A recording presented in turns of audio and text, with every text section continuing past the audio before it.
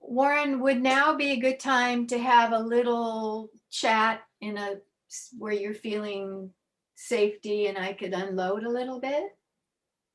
Oh, yeah. Do you want to, we call that in the past our caring and sharing time, where we're really honest and open with each other. And last time we did that, that worked really well.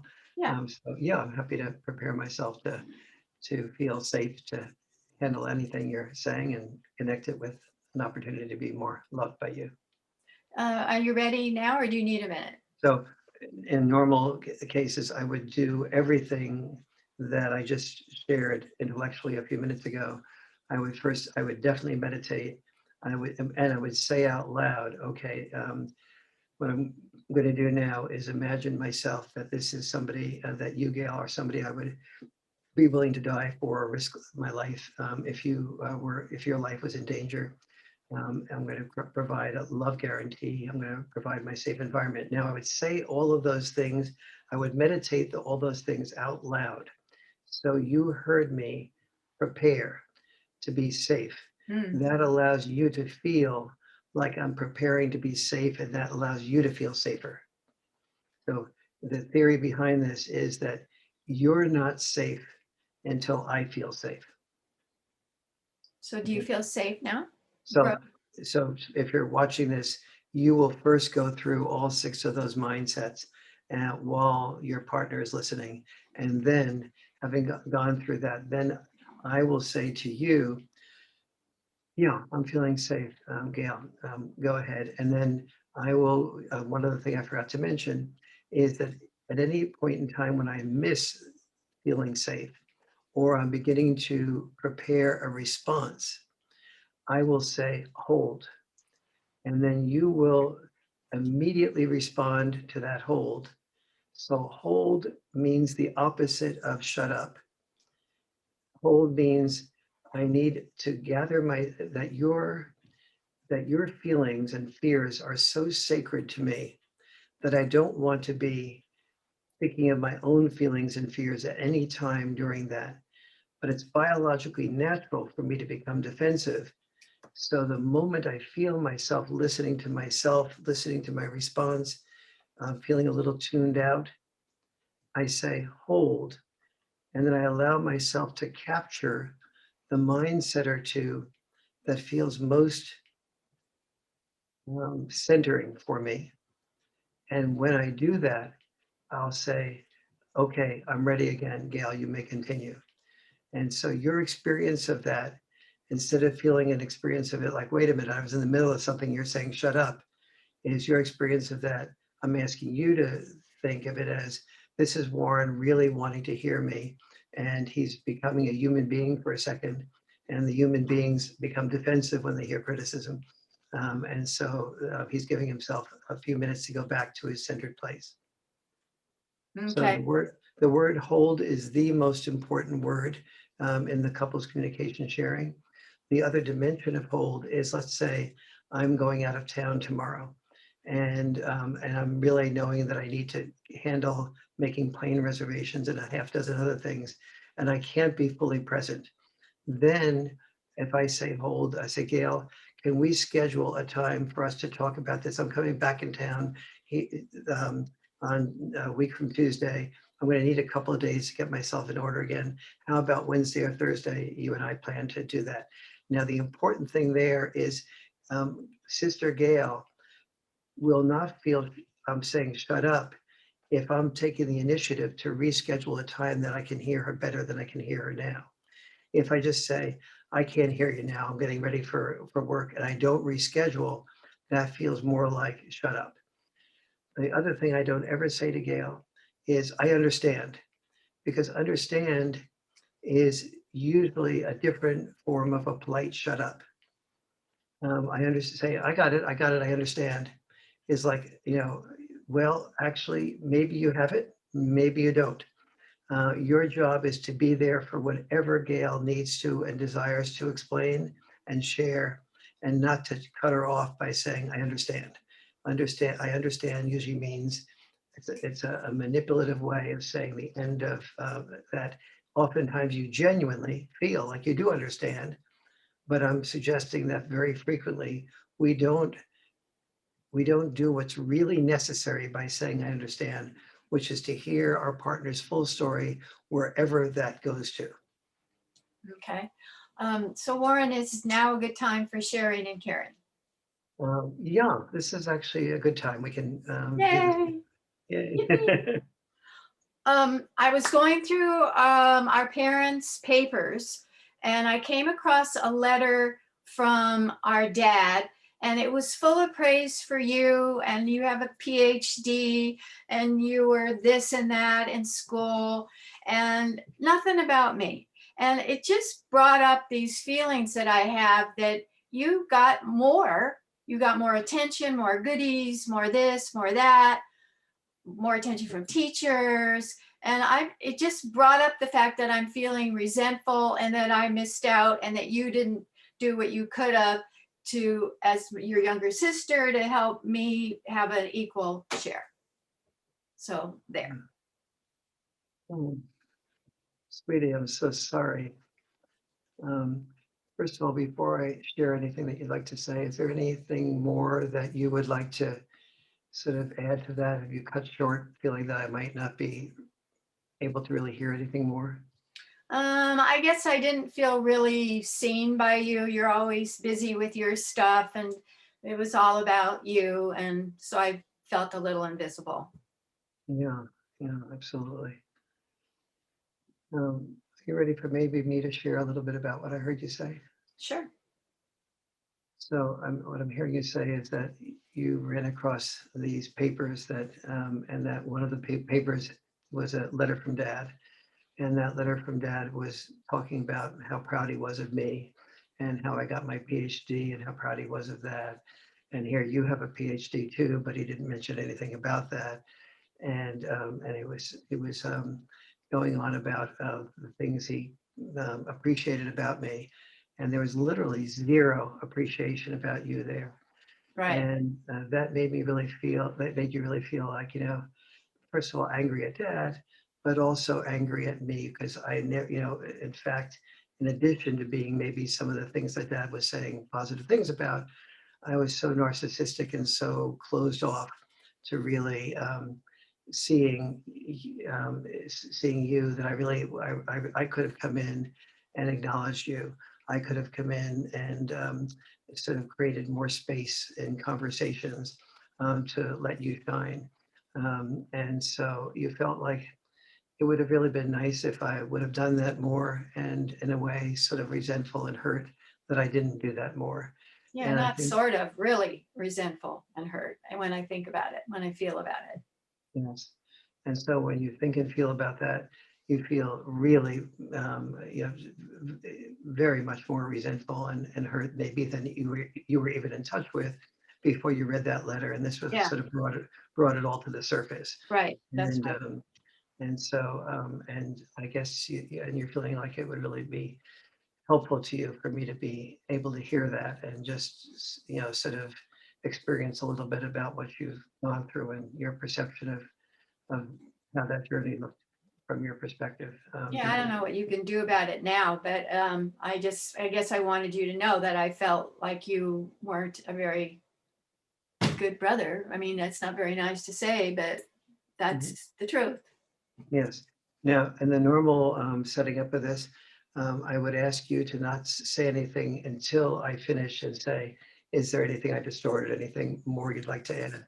And then what you just said would be just perfectly appropriate. This way, I'm feeling some safety and just beginning to spin on my version of what you said and trying to put together all the pieces, remember them all and get as close to that as possible. Um, and so I think that's I've heard you the best I can. Is there anything that I distorted? And so I'm now gonna ask you three questions. First, anything I distorted, and then No, second, anything I missed, and no. third, anything you'd like to add. So I'm just gonna spend a minute here. The distortion must come first because if you say, "Is there anything I distorted, missed, or add?" Gail is not gonna, your sister, you're not gonna feel comfortable adding anything or sharing something that I missed if I've just distorted what I did share with you. So you have to clean up any distortions first, and before you move on to the miss, and clean up that to create the security for you to feel comfortable adding something and feel safe doing it. So think of DMA, which may, if you're a marketing person, that might be a designated marketing area, or or whatever. But DMA, distort, miss, add. And so first is, did I distort anything, Gail? No, Did I miss anything? I guess I don't feel like there's anything that you can do about it or I can do about it. So I just feel a little kind of in limbo, frustrated, and that's not really resolved for me. Yes. Notice here, I'm not just jumping in as soon as Gail said, resolve for me. I'm creating space for Gail to do anything she needs to do to maybe move to the next level. She might begin to start to say what isn't resolved for her, where her anger lies. So I'm just giving her safe, a little bit of space for that to be added without even asking her, is there anything else you'd like to add? Just feel a little frustrated, that's all. Yes. Mm. So what I hear you saying here, Gail, is that you don't know whether this can be resolved, that there's anything that can be done about this. And that really kind of frustrates you. Right. And so it really feels you leaving, sort of being caught between a rock and a hard place. And maybe even part of you saying to yourself, well, why did I even reveal this if nothing can be done about it? Isn't that? But on the other hand, some part of you wants to share this and wishes for me to hear this. And so, did I distort anything there? No, that was right on. Did I miss anything? No, that's good. Is there anything I hope you know that you feel safe now, that you feel safe now. Is there anything that you might want to add?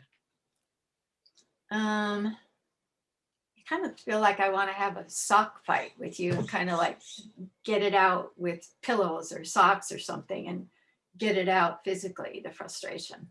Mhm.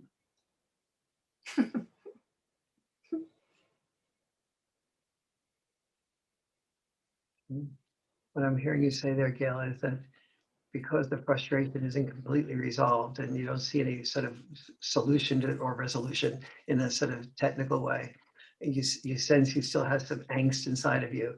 And it might be really fun if we had a pillow fight or a sock fight or some type of permission for you to sort of really express your frustration in a more physical way.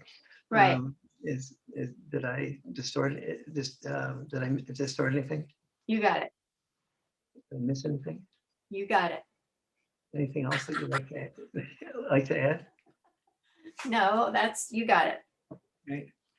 Um, and so, great. And so, in this type of thing where you're asking for a behavior, we might at some point. So the next step would be where now Gail would go into a meditation through those 7 mind sets. And now I would offer my response. So listening, and then your job would be to listen to what will invariably be a completely different story. So in my workshops, I pass out a visual that I'll give to you to insert into your into the into this Video. filming, and it has a picture, ironically, of Mario Cuomo on it, and it's done by an artist who imitated 4 different artists.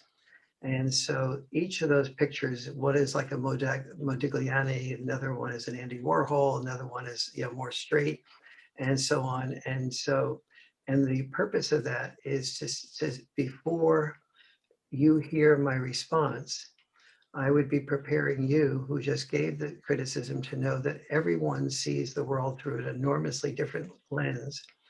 And even though I've fully heard your story, haven't distorted it, missed anything, or been cutting you off from anything you'd like to add, I will have a different version, which I'm now asking you to hear.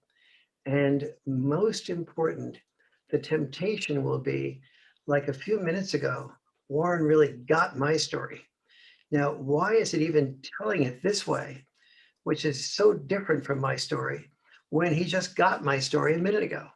And the answer to that question is that because of our life experiences and the hundreds of different filters that we have, we each look at even exact data, an exact experience very differently as time passes on. And when it comes to much deeper things like parental attachments and sibling rivalries and siblings, that's multiplied by a factor of hundreds. And so your job now is to not expect that my story will be similar to or the same as yours, but to love me by hearing my story my way and us being fascinated just by the differences in our life stories. But the resolution is not a resolution of data. It's not a resolution of storyline. Yeah. It is you being able to feel safe that any story you want to share from your dreams, from some letter that you read across from Dad, or whatever, can be shared safely with me, and I feel like I don't have to just shut up at a version of the world that felt right to you, but I also can have you safely create a safe environment for me to share my version of it. I'd like So to hear that. Would you like to do a sure. short version of your? Sure. So first, why don't you articulate out loud some of the mindsets that you happen to remember that you feel would make it safer for you? Okay. Um, let's see. So, would I die for you? Yes, you're my brother. Of course I would. Um, love guarantee. So would I die? If I would die for you, then the least I can do is spend 10 minutes listening to you. Right. That's sort of Duh. Okay. Yeah, yeah. that makes Or total sense. or or here's another version of that. If I would die for you, if I would die to give you life, I can listen to give you life because being heard gives somebody life. And now I'm going to go into stream, and I'm in the current of the stream, and anything that bothers me that comes in from your little rivulet, I filter it out so I can just listen to it and appreciate it. And once that my distortion, my pollution gets heard, what will you experience on the other side of that filter? Compassion for that's your truth. Mhm. I But accept that. you'll experience me feeling more centered because I felt heard by you.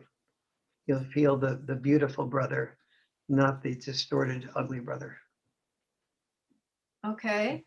And then I'll think, oh yeah, this is like a movie. I'm going to breathe, ground, relax, separate. It's your story, not my story. And I'm just going to appreciate it. Mhm, And I'm going to attach to listening and detach to my defense. mhm. Good. And then maybe the love guarantee. Do you want to do that one? Yeah, I don't exactly get that. Okay. So the love guarantee is if I provide a safe environment for your feelings, you will feel more loved by me. Hmm. And if you feel more loved by me, you'll also feel more love for me. Mm. Okay. All right. We're brother and sister. We should love each other. I can go for that. Yes. Okay. Okay. So make believe now that you're obviously not going to have the anxiety that you would in real life because these are all made up stuff. But ironically, my sister's name is Gail. It's kind of fun in that respect. So I really want to say that there's, that that I very much appreciate the feelings you're having, and nothing I'm going to say now is in any way um, in denial of that. I have some different memories though that I kind of like to share. I didn't run across a letter from Dad, but I did overhear once Dad talking to Mom about how much he really loved you, and how precious you were to him, and that you were the best thing that ever happened in his life. And when he said that you were the best thing that ever happened, I kind of felt like I was left out. And it's like, if you were the best thing that ever happened, that where did that leave me? And yeah, I do remember him expressing pride in things like my getting my PhD. But I also remember him and mom talking about how wonderful it was when you got your PhD. And I guess that wasn't expressed in that letter. But they also felt once, I remember mom saying, yeah, Gail has such good emotional intelligence and emotional skills. That's really wonderful. But she didn't say that about me.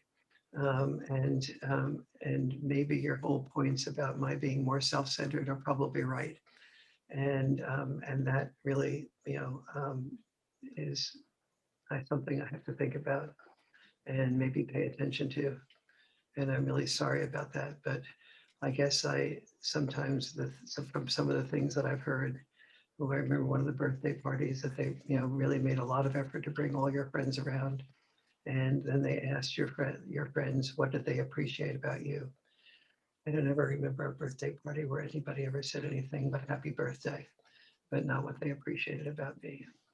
I can see why, mom and dad felt so, like you were so with it emotionally, and maybe they didn't feel like you needed as much support in certain ways. But, for me, it was necessary for me to have my little car because I wasn't as sort of like, I didn't have other things that I used to support myself like you did.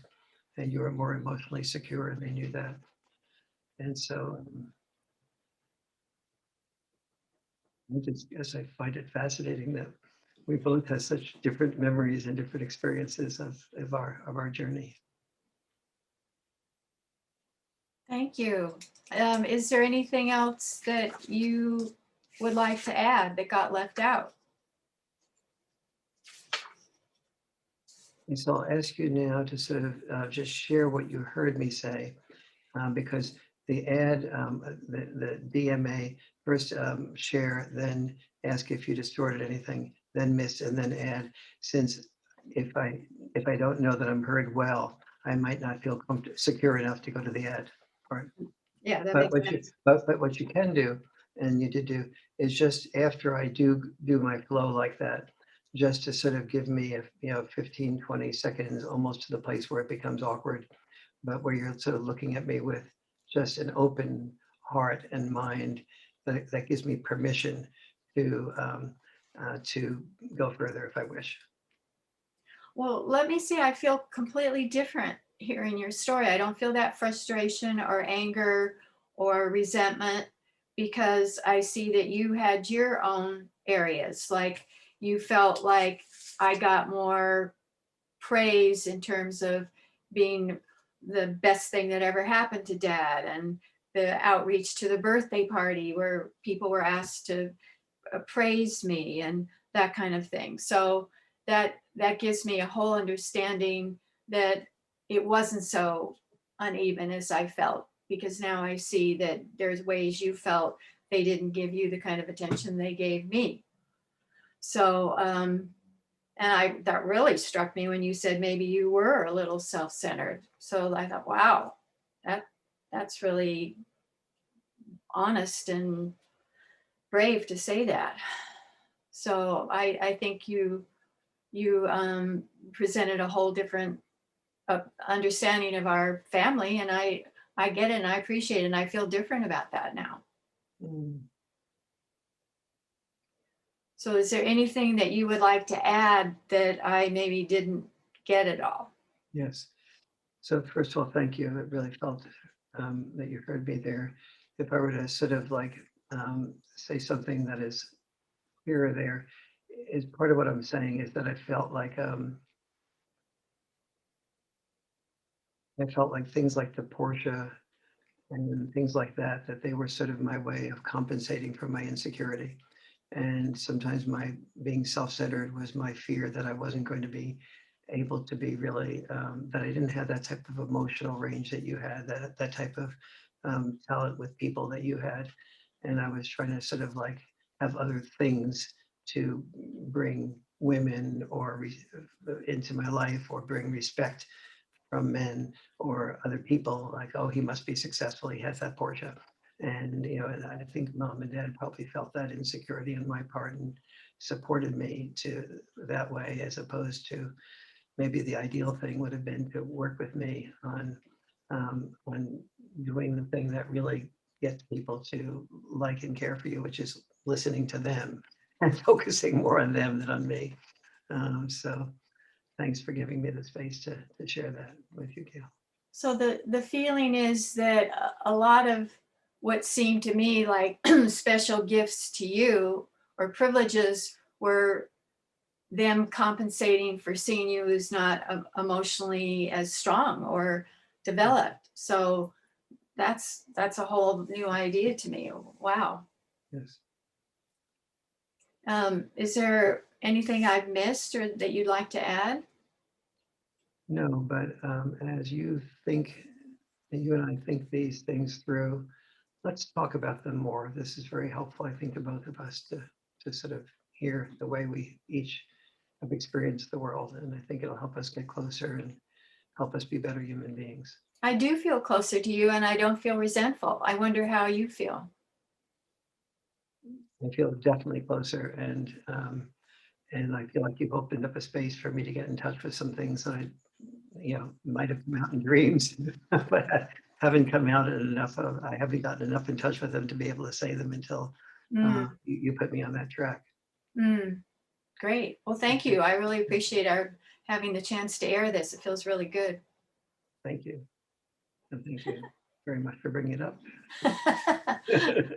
Oh, that was fun. We're good actors. Yeah, yeah, I'm, it's I'm an older I'm an older sister with a younger brother, and you have an older sister, and you're the younger brother, and you had a yeah. younger brother. I'm the oldest Ah, in the family, and my sister is 2 years younger than I, to the day.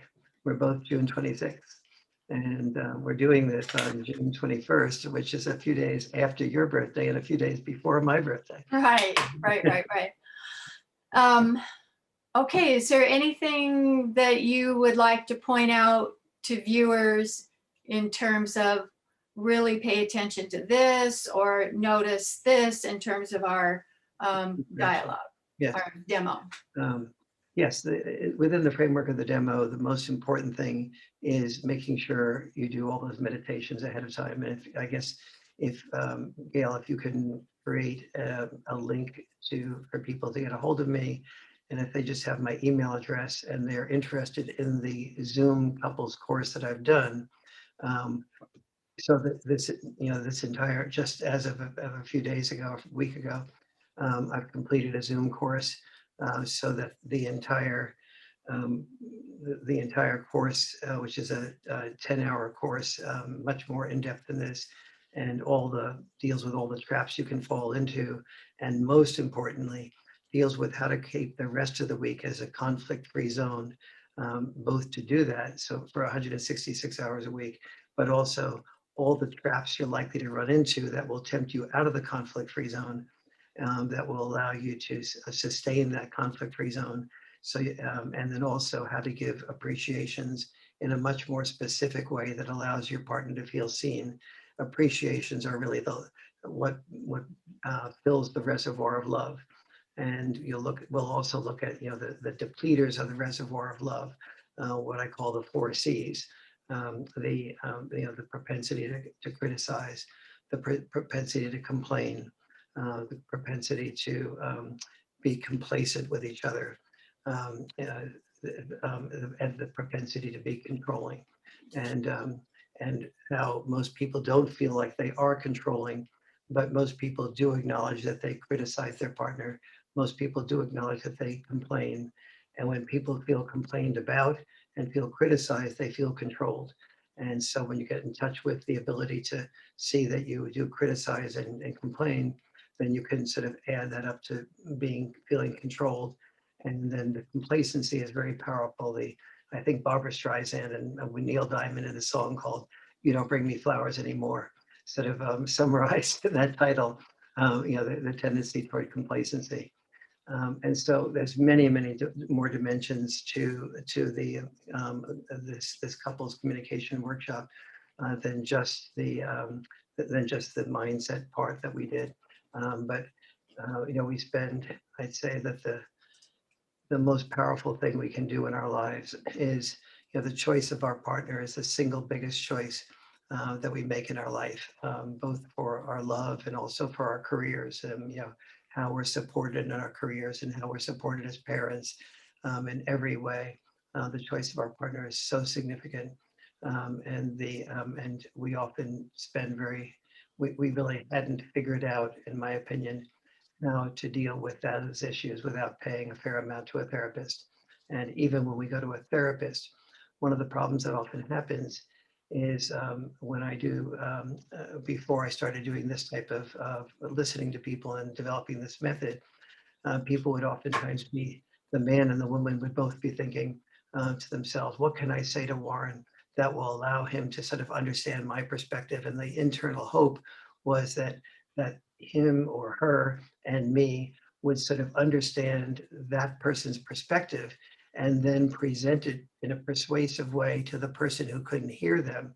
And so what was happening was you weren't training yourself to hear your partner, you were training yourself to gang up on your partner. And so your partner, through even if the therapist did agree with you, left the meeting often feeling less in love with their partner.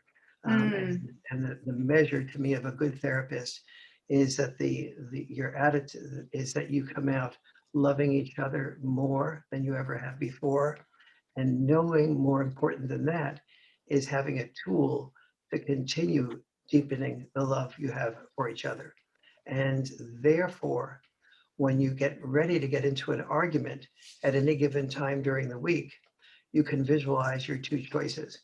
One is to not respond negatively to a criticism because you know that that's just going to lead to an escalation that will make everything worse.